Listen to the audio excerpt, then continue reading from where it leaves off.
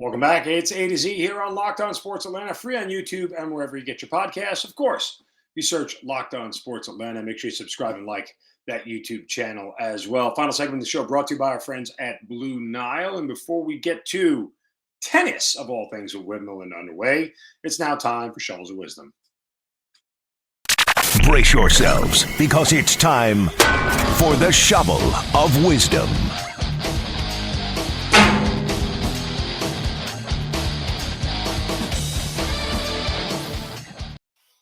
You know how we do it. We love to get people right.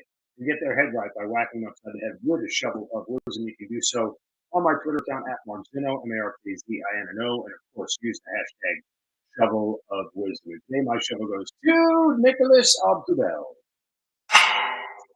You might not know who Nicholas is, really Colorado Avalanche fan, but Nicholas Obdubel is part of the Colorado Avalanche. He won the Stanley Cup last night in 6 games over the Tampa Bay Lightning, slaying the Dragon and defeating the back-to-back two-time Stanley Cup champion, defending Stanley Cup champion Tampa Bay Lightning.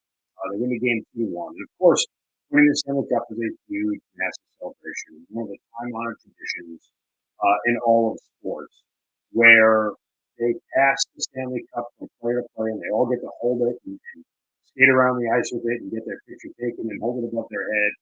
And of course, and everybody's done the same celebration happens. The entire team lays on the ice and have the Stanley Cup right in front of them. Well, Nicholas Obdubel was the last player with the cup before the picture. And as he was skating into the picture, and you can find this video anywhere on the internet, he tripped with the Stanley Cup in his hand. It made a somewhat sly recovery as he's falling, manages to put the cup rather hard, I might add, right in the middle of where everybody's landing and then lay down right next to it. But he clearly tripped with the Stanley Cup, something that his teammates noticed and were all laughing at him. As it happened, no one really cared, obviously, because, well, they had just won the Stanley Cup, the Avalanche first Stanley Cup since 2001. And Obdubel gets a little bit of a pass, but still, don't trip with the Stanley Cup. It looks really bad for you. All right, let's move on here. The Wimbledon championships are underway, and I don't know how much of you are following, tennis and Wimbledon in general, but it's obviously a huge event in the tennis world and everything else. And the world in general has a lot of things going on right now, good, bad, different, and otherwise, as does the United States. But the All England Club chairman, Ian Hewitt, they banned Russian and Belarus players from competing in this year's Wimbledon event because of the war in Ukraine. This is the response of the Russia and Belarus invasion of Ukraine. And so the All England Club decided to ban Russian and Belarusian players from competing. Now, in response to that, the ATP and the WTA, that's the men's and women's respectively professional tennis organizations, decided to strip Wimbledon of ranking points with the championships. So much like in the golf FedEx Cup, if you're familiar with that they end up accumulating points for how well they do in each tournament that they play in and everything else. They have the same thing, a points ranking system. Well, because Russian and Belarusian players were not allowed to compete, those respective tennis authorities decided to say this event will have no points added whatsoever. Across the board, everybody loses the ability to gain points, which I suppose is fair.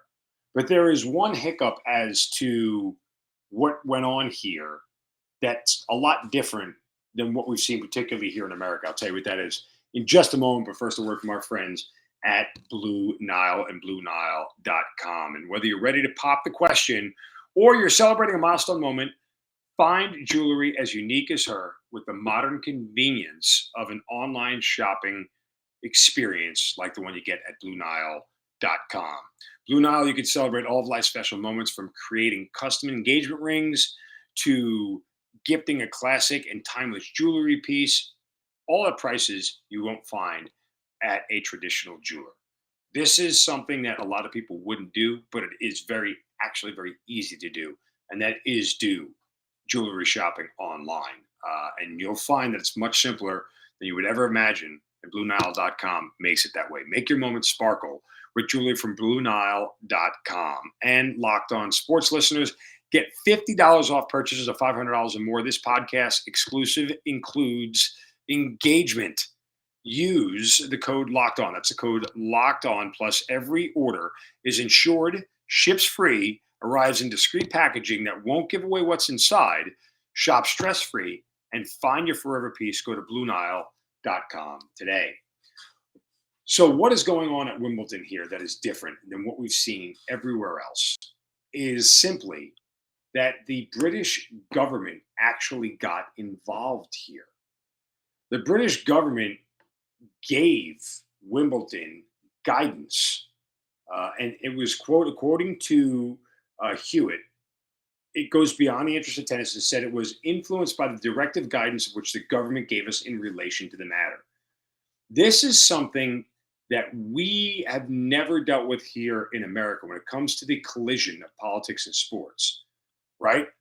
While our politicians make suggestions and they scream from the rooftops on Capitol Hill about what sports should do with X and how they should handle Y and all those other things, they've never been given a directive from our government. You will not do X, or you will not allow so-and-so to compete because of Y.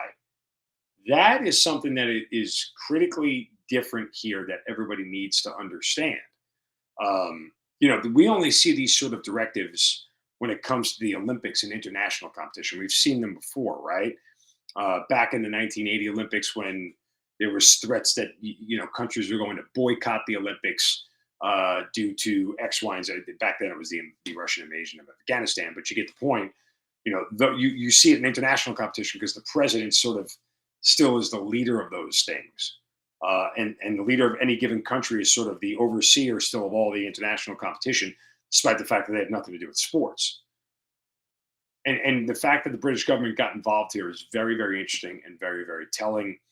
It sets a very interesting precedent across the board that may start to infiltrate other countries, particularly here in America. I worry about that it could. We are in such polarizing,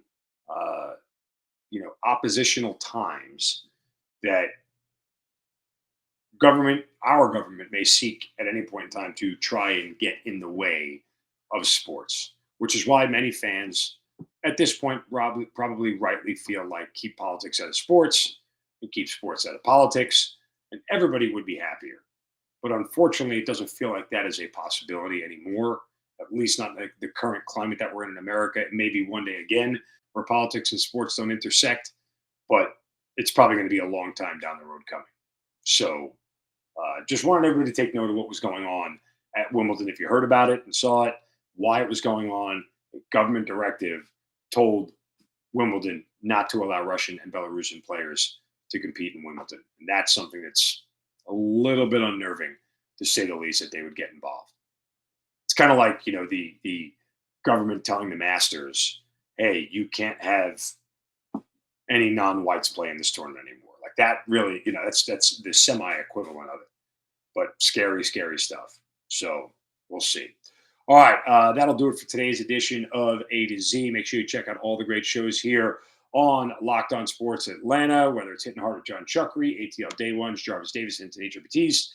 Our British Postcast, Locked On Hawks is out, the latest episode with Brad Rowland. Make sure you go check that out, the post-draft episode, as well as Locked On Falcons with Aaron Freeman. I'll be back tomorrow. You guys have a great day. Don't take any crap from anybody. See ya.